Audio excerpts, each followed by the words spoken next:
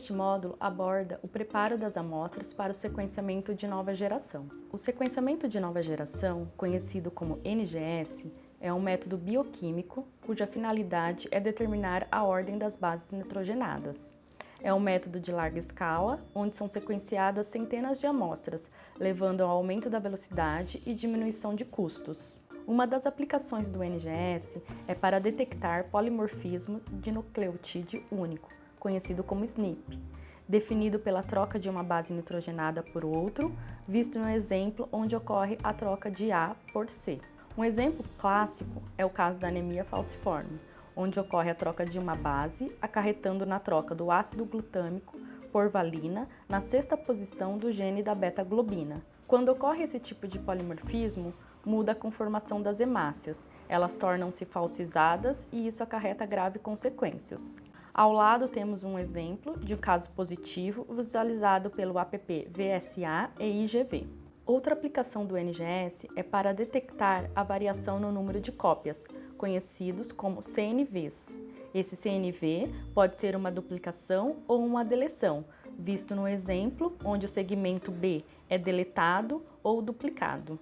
O processo para o NGS inclui algumas etapas e consiste na construção de biblioteca, com duração de 2 dias, no sequenciamento, que leva aproximadamente 2 dias, e a bioinformática. As amostras elas mudam de status conforme a etapa a ser realizada. A construção de bibliotecas compreende vários passos e geralmente é realizado com 96 amostras de uma única vez. O processo de construção inclui fragmentação do DNA, onde as amostras são normalizadas e fragmentadas em tamanhos específicos, seguido pela purificação dos fragmentos.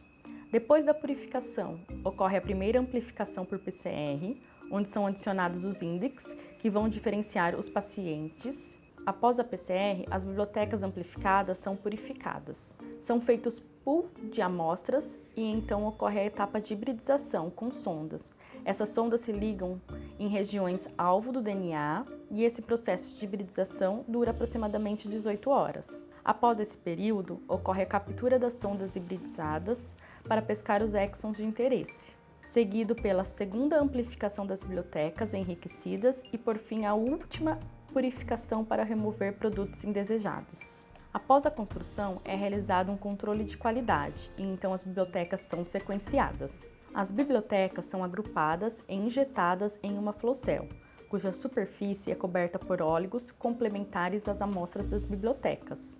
A flow cell e alguns reagentes fornecidos pelo fabricante são inseridos dentro do sequenciador.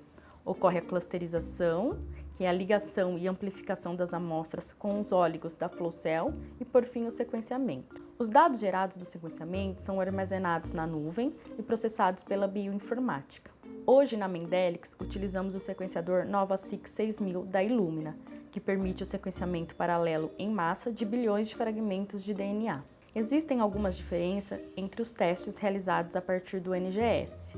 São eles: no genoma é analisado todas as regiões codificantes, conhecidas como exons, e regiões não codificantes, conhecidas como introns.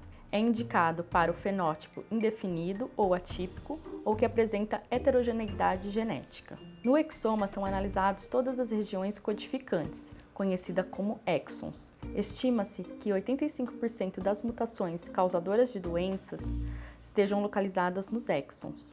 É indicado para doenças de caráter genético, sem conclusão diagnóstica, doenças causadas por mutações em mais de um gene e quadro clínico atípico, com sobreposição de sinais e sintomas que podem ser causados por mutações ainda não descritas. Já no painel, são analisados genes de interesses relacionados com a doença específica. Já tem um conhecimento clínico prévio ou para confirmar o diagnóstico clínico. Já no teste da bochechinha, são analisados genes específicos e é indicado para diagnóstico precoce. Detecta mais de 280 doenças graves, silenciosas e tratáveis.